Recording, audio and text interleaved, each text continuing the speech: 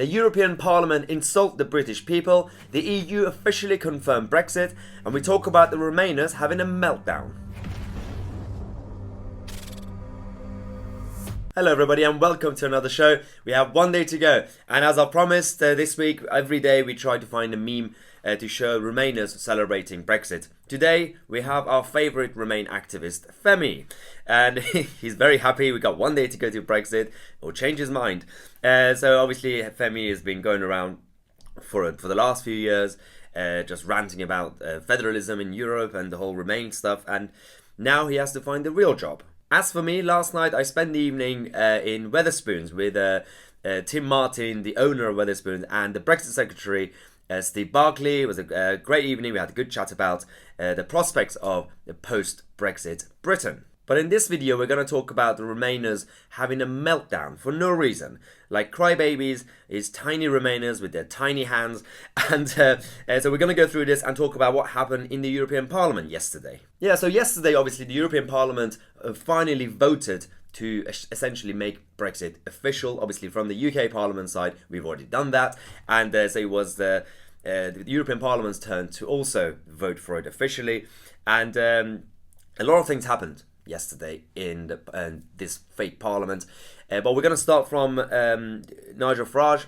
He made his final speech after years and years of being an MEP in that fake parliament. So let's start with this. He praised Boris Johnson and his approach to deliver Brexit. But Boris has been remarkably bold in the last few months, and Ms von der Leyen, he's made it clear, he's promised us there'll be no level playing field. And on that basis, I wish him every success in the next round of negotiations. I really do. Now, the rest of the speech got quite heated because he mentioned, let's watch a bit of it, because he said that he loves Europe but hates the EU, and this is the reaction he got from the chair. We love Europe, we just hate the European Union. It's as simple as that. The word hate was used in the last contribution. And I really think, given what we listened to prior to this, that we should not hate anyone or any nation or any people. Well, that's completely ridiculous, because he clarified that, he loves Europe, hates the EU. He didn't say he hates any nation or people. And this is the fundamental problem with Remainers and the Eurocrats never understanding the Brexit side.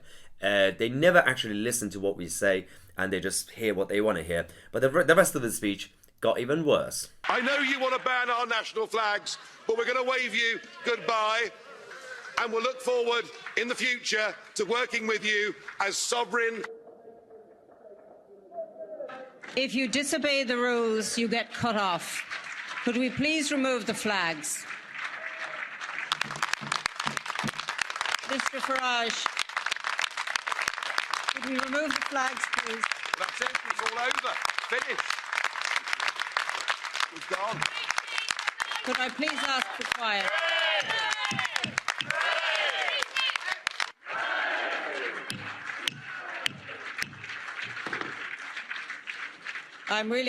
Please sit down, resume your seats, put your flags away, you're leaving, and take them with you if you are leaving now.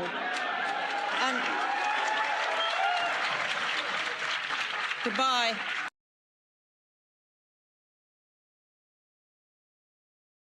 And in a nutshell, that's the problem with the EU.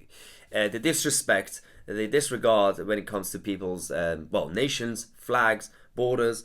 And this is a group of people, when they started their common market and everything, it was all about, we are just friendly neighbours who are going to get together. They even had their flags of each country as part of the main logo. And these days, not anymore. You can't even have your own flag anymore, because, your country doesn't matter. It's all about the European federalism as a concept and as a future destination. But that's fine. They voted for Brexit, because if they had voted against it, we would have left without a deal. That would have been funnier. But the moment they voted and the whole thing finished, as expected, they stood up. Some of them cried, and some of them started basically disrespecting Britain again, and heckling and booing and then singing. So let's watch this.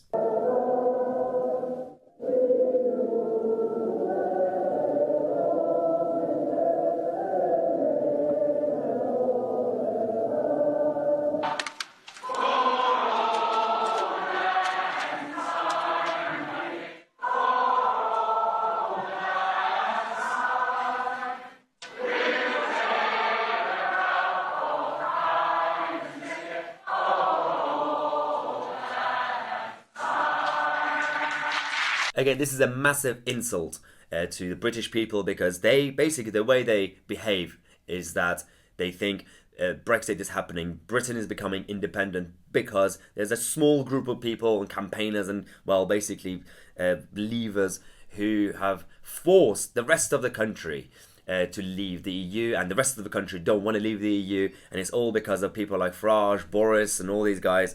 In reality, no, the people of this country just want to move on. They want to get Brexit done. They want to, even a lot of people who voted to remain are now Brexiteers.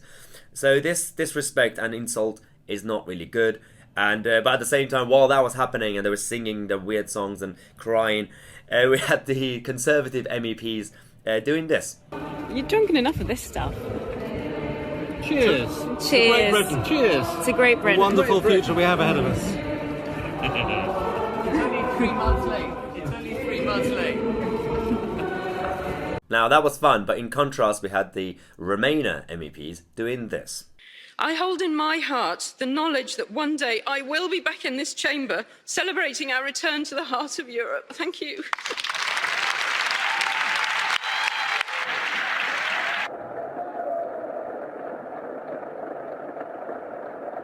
Lunacy. Absolute lunacy. It's for them, it's like the whole world has ended. I'm pretty sure you'll be fine. Nothing's going to change in your life. But the other problem we had on the same day in the same chamber, Ursula von der Leyen, who's the head of the European Commission, stood up and started ranting again about her level playing field. And we had the British MEPs, Brexiteer MEPs, responding. Continue to compete on a level playing field. We will certainly not expose our companies to unfair competition.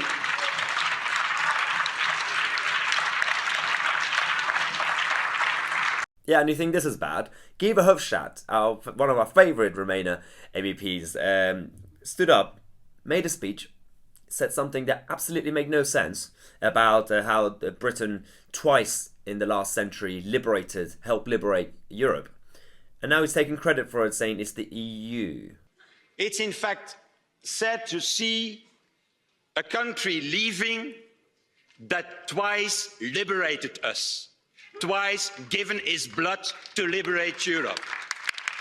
No, dear, Britain did indeed help liberate Europe, the nations of Europe, France, Belgium and everywhere else, not the EU. These are two different entities, and this is the whole problem again with these guys, never understanding the difference between Europe and the EU. But speaking of, Remainers having a meltdown, this is actually my favourite, where we had some of the Remainer British MEPs standing outside the European Parliament.